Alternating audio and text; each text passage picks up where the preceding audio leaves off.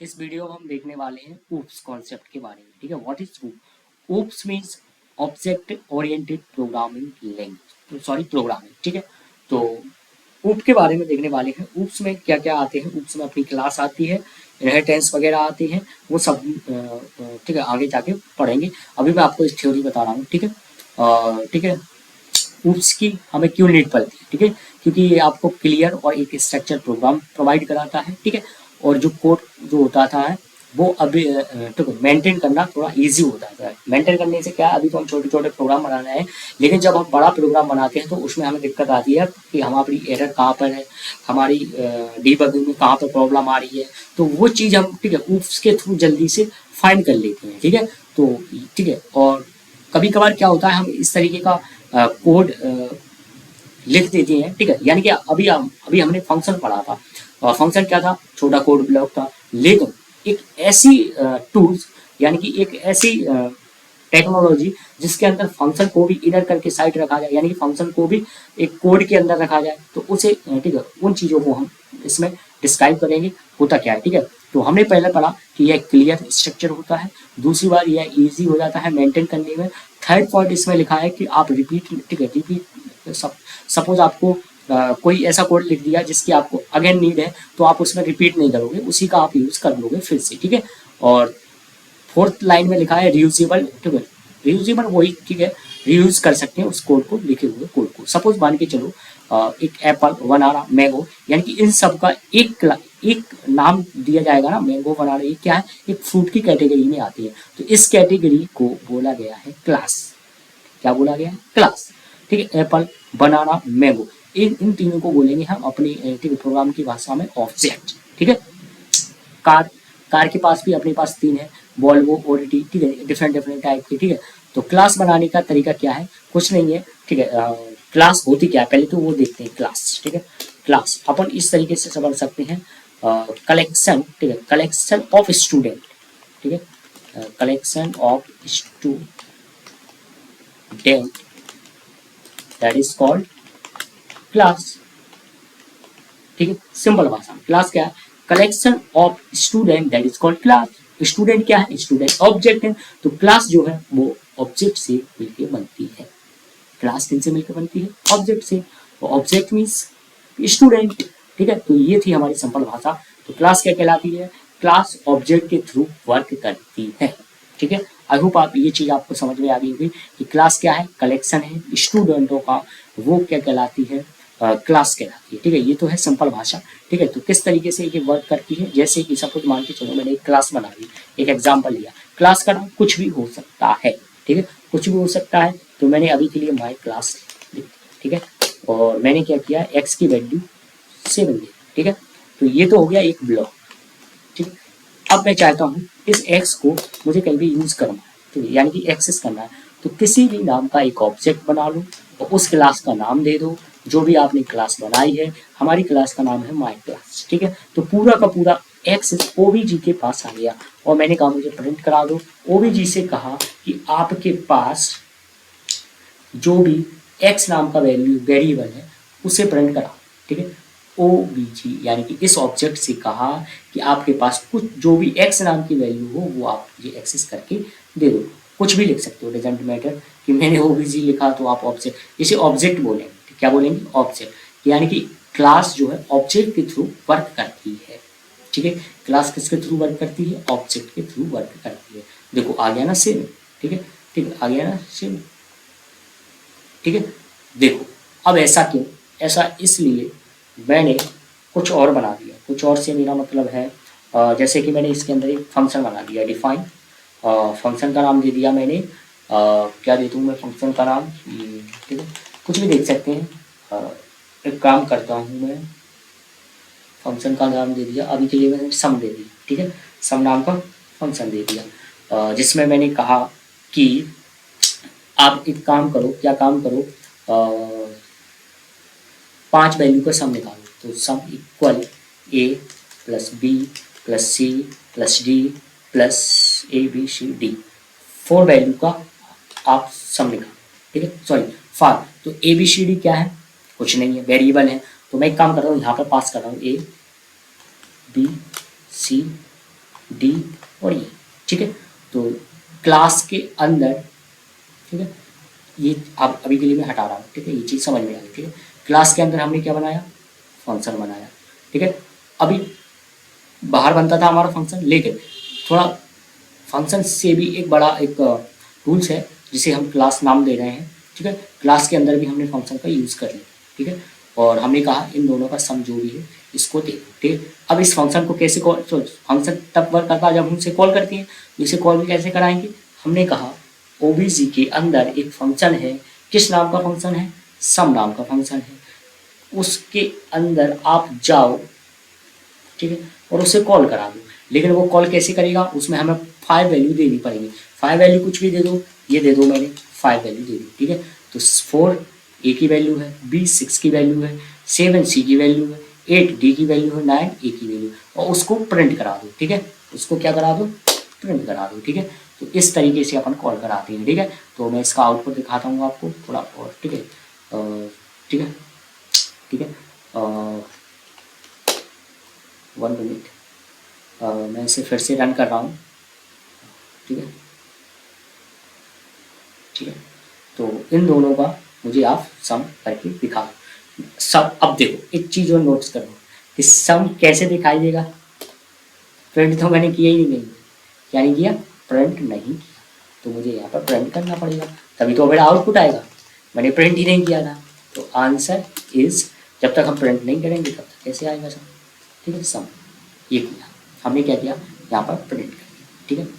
और यहाँ पे हमने क्या किया, सबसे पहले ठीक है, क्लास का एक्सेस ले लिया, एक्सेस ओबीजी के पास ले लिया, यानी कि हमने ऑब्जेक्ट क्रिएट कर लिया। ऑब्जेक्ट का नाम क्या रख दिया हमने, ओबी नाम का रखा, ठीक है। ओबी से कहा कि आप जाओ और आपके अंदर देखो एक सम नाम का एक हमारा फंक्शन बना है, उसको आप रन कर दो। रन यानी कि कॉल कर दो, जैसे वो कॉल करेगा ये वाला वर्ड करने लग जाएगा, ठीक है। तो देखो, ठीक है, 1 मिनट, ओके गाइस। तो ये ना एरर इसलिए दे रहा है क्योंकि, सॉरी इसे मैं हटा रहा हूँ, ठीक है। मेरा टर्मिनल इसलिए एरर दे रहा था क्योंकि जब भी हम क्लास के अंदर कोई फंक्शन बनाते हैं तो उसके अंदर हमें एक सेल्फ नाम का कीवर्ड लिखना पड़ता है, ठीक है, तभी वो फंक्शन को यूज़ कर पाता है, यानी कि तभी वो इसको एक्सेस कर पा रहा है, नहीं तो तब तक वो एक्सेस नहीं करेगा, ठीक है। तो आई होप आपको ये चीज़ समझ में आ गई होगी कि मेरा टर्मिनल इसलिए एरर दे रहा था क्योंकि मैंने सेल्फ का यूज़ नहीं किया था, ठीक है। जैसे ही मैंने फंक्शन के अंदर, जब भी आप, सॉरी, क्लास के अंदर जब भी फंक्शन बनाओगे तो आपको एक सेल्फ नाम का कीवर्ड लिखना पड़ेगा उसके पैरामीटर में, तभी वो फंक्शन वर्क करेगा, अदरवाइज फंक्शन वर्क नहीं करेगा। ये आ गया मेरा आउटपुट 34, ठीक है। क्यों आ गया, सम के पास मैंने 5 वेरिएबल ले लिए, ठीक है, 5 वेरिएबल ले लिए, मैंने उनका सम कहा और ऐसे नाम के अंदर एक वेरिएबल ले लिया सम नाम का, ठीक है, किसी भी नाम का ले सकते हो, डजेंट मैटर, एस नाम का, और यहाँ पर मैंने प्रिंट करा दिया। लेकिन ये फंक्शन कब वर्क करेगा, जब मैं इसको कॉल कराऊंगा। तो कॉल कराने के लिए मैंने कहा माई क्लास से एक ऑब्जेक्ट नाम का बना दिया, और सब, ठीक, ऑब्जेक्ट से कहा कि आपके अंदर एक सम नाम का एक, ठीक है, वो क्या है, फंक्शन है, उसे कॉल करा दो, ठीक है। तो ये तो एक तरीका ये है कॉल कराने का, ठीक है। दूसरा तरीका भी मैं बता देता हूँ, यदि आपको क्लास ऑब्जेक्ट नहीं बनाना है तो सिर्फ सिंपल आप अपनी क्लास का नाम लिखो और उसके अंदर कहो कि आपके अंदर एक फंक्शन है सम नाम का, उसको आप यहाँ से वैल्यू भी पास कर सकते हो, जैसे मैंने यहाँ पर वैल्यू पास कर दी 5, ठीक है, डिजिट की। तो इन दोनों का जो भी आउटपुट होगा वो आपके पास आ जाएगा, ठीक है। तो इस तरीके से क्लास वर्क करती है, इसे थोड़ा डिटेल में भी पढ़ेंगे, अभी तो एक मैंने इसकी थ्योरी के बारे में बताया कि इस तरीके से वर्क करता है, ठीक है। और ठीक है, तो मैं इसे फिर से रन करता हूँ, ठीक है, माई क्लास नाम का है, हाँ, ठीक है,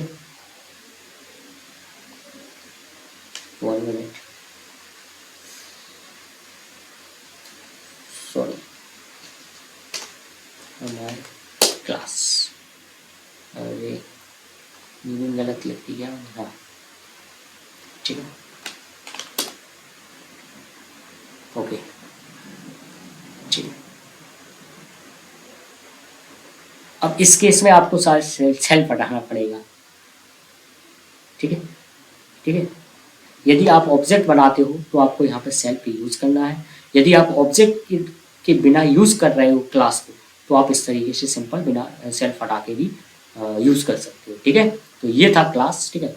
क्लास में हम ऊप्स के कॉन्सेप्ट को पढ़ेंगे ठीक है। ऊप्स क्यों ठीक है जरूरी है, क्योंकि ये आपको क्लीन और थोड़ा इजी बना देता है कोड, ठीक है। और सबसे पहले हमने क्लास के बारे में देखा। इसमें क्लास क्या होती है, कलेक्शन ऑफ ऑब्जेक्ट, यानी कि जो ऑब्जेक्ट वगैरह, ठीक है, जो भी कलेक्शन होती है उन सबका एक बड़ा फॉर्म होता है, जिससे क्लास की फॉर्म होता है। जैसे सपोज मान के चलो एक फंक्शन बना दिया था, इसी तरीके से आप दूसरा भी फंक्शन बना सकते हो। जैसे सब्ट्रैक्शन नाम को बना लो, जिसमें कोई भी वैल्यू ले लो, जैसे कि सेल्फ ए और बी, दो वैल्यू ले रहा हूँ मैं उसको, ठीक है।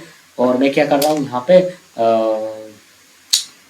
सब्ट्रैक्शन निकाल रहा हूँ ए माइनस बी, और मैं यहाँ पर प्रिंट करा रहा हूँ आंसर इज, ठीक है, जो भी एस हो, ठीक है, वो प्रिंट करा रहा हूँ, ठीक है। यहाँ पर मैं कॉलर लगाना भूल गया था, ठीक है। तो ये है, ठीक है। यानी कि क्लास के अंदर हम जितने चाहें उतने फंक्शन बनाते चले जाएंगे, ठीक है। ठीक है। और यहाँ पे अब हमें इन दोनों को कॉल कराना है, तो सबसे पहले एक ऑब्जेक्ट बना लेंगे, किसी भी नाम का ऑब्जेक्ट बना लो आप, जो भी आपकी क्लास का नाम है वो, ठीक है, यहाँ पर लिख दो। और यहाँ से कहो कि P1 डॉट के अंदर सब्ट्रैक्शन नाम का फंक्शन बनाए। सब्ट्रैक्शन में क्या करनी है, अपन को दो वैल्यू पास करनी है, तो दो वैल्यू मैंने 5 और 2 पास कर दी, ठीक है, ठीक है। और काम करता हूँ P1 से पहले फंक्शन का नाम क्या है, सम, जिसमें अपन को क्या करनी है, 5 वैल्यू पास करनी है, ठीक है। तो 5 वैल्यू, क्योंकि यहाँ पर मैंने 5 वेरिएबल ले लिए है, ठीक है, तो ये पास कर दी, ठीक है। और दूसरे फंक्शन में ये कर दी। इस तरीके से सीक्वेंस से मैंने, ठीक, आउटपुट ध्यान रखना, यदि मैं ऊपर नीचे करूंगा तो आउटपुट पहले इसका आएगा फिर इसका आएगा। यदि इसी सीक्वेंस में करूंगा तो जो हमारा कोड लिखा है उसी के थ्रू आउटपुट आएगा, जैसा लिखा है वैसा, ठीक है। तो देखते हैं, ठीक है। और थोड़ी P इज नॉट डिफाइंड, क्योंकि सेल्फ नहीं लगाया मैंने, ठीक है, सेल्फ, ठीक है।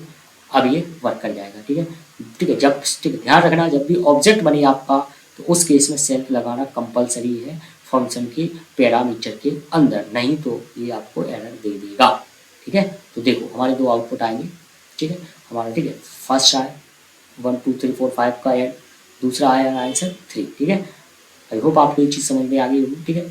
इनका सम यहाँ पे आउटपुट आ गया, इनका सब्ट्रैक्शन यहाँ पे आउटपुट आ गया दोनों का, ठीक है। हमने क्या किया, इस क्लास का एक ऑब्जेक्ट बना दिया, और P1 से कहा कि अंदर एक सम नाम का फंक्शन है, उससे जाओ उसके पास 5 वैल्यू को पास कर दो, क्योंकि यहाँ पे 5 आर्गूमेंट ले लिए हमने, ठीक है। हमने कल देखा था ना फंक्शन कैसे पास करते थे वैल्यू को, वही चीज़ है, ठीक है। यहाँ पर सब्ट्रैक्शन है, तो यहाँ पर सब्ट्रैक्शन के पास दो वैल्यू देनी है, ए और बी की, ठीक है। ये तो आपका रिपीटेबल है, क्योंकि ये एक अलग ब्लॉक है, ये अलग ब्लॉक है।